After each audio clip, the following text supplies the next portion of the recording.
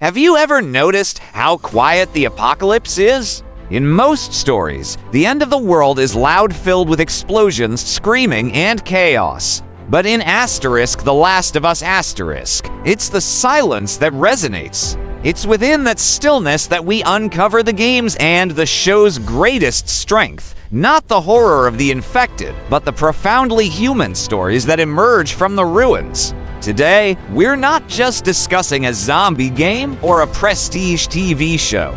We're exploring a masterclass in narrative, a story that uses its bleak and brutal world not merely as a backdrop, but as the ultimate crucible to test what it means to be human when humanity has all but vanished. Let's address the obvious.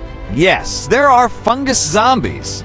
The clickers are iconic for a reason. But to label The Last of Us as just a zombie story is to overlook its essence entirely. The infected serve as a force of nature, a backdrop to the real drama unfolding, the lives of the people.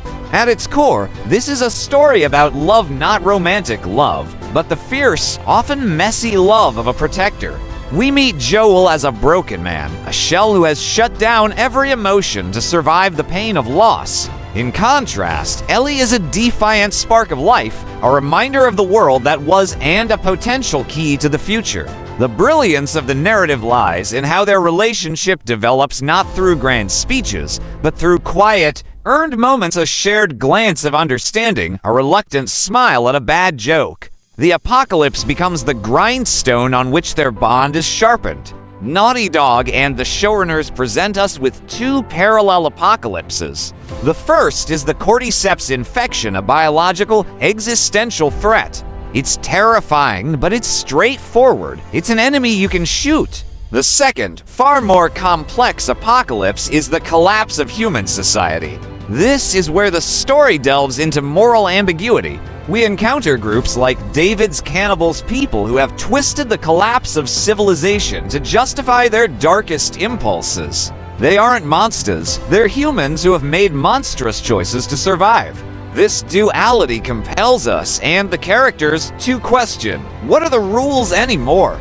Is Joel a hero for saving Ellie from David, or is he simply a more effective killer? The game doesn't provide easy answers. It presents a world where the right thing and the necessary thing often stand in violent opposition. And this brings us to the ending, the moment that solidifies The Last of Us as a timeless tragedy. Joel makes a choice. He saves Ellie, but in doing so, he lies to her, murders the doctors who could have saved humanity, and potentially dooms the world to continue its slow decay. Is he wrong? As a member of the human species, arguably, yes. Is he right? As a father who has just found a reason to live again after 20 years of emptiness, can we even blame him? The brilliance lies in the story's refusal to judge him. It presents his choice and compels us to sit with the discomfort. That final shot, Ellie's face, the hesitation in her voice, the heavy weight of that single word, okay, is a moral atom bomb. She knows he's lying. She accepts it because her love for him is also a choice. She chooses the lie and the man over the brutal truth. It's a perfect, heartbreaking, and deeply human conclusion. So why does this bleak story resonate so deeply? Because within its darkness, we find glimmers of profound light. A giraffe reaching its head over a broken highway. A joke about astronauts. A promise to teach someone how to swim.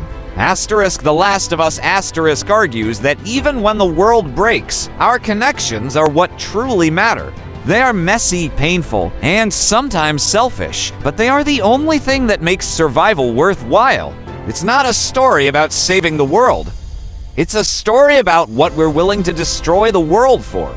In exploring that terrifying question, it creates one of the most honest, devastating, and beautiful stories ever told. What do you think? Was Joel right or wrong?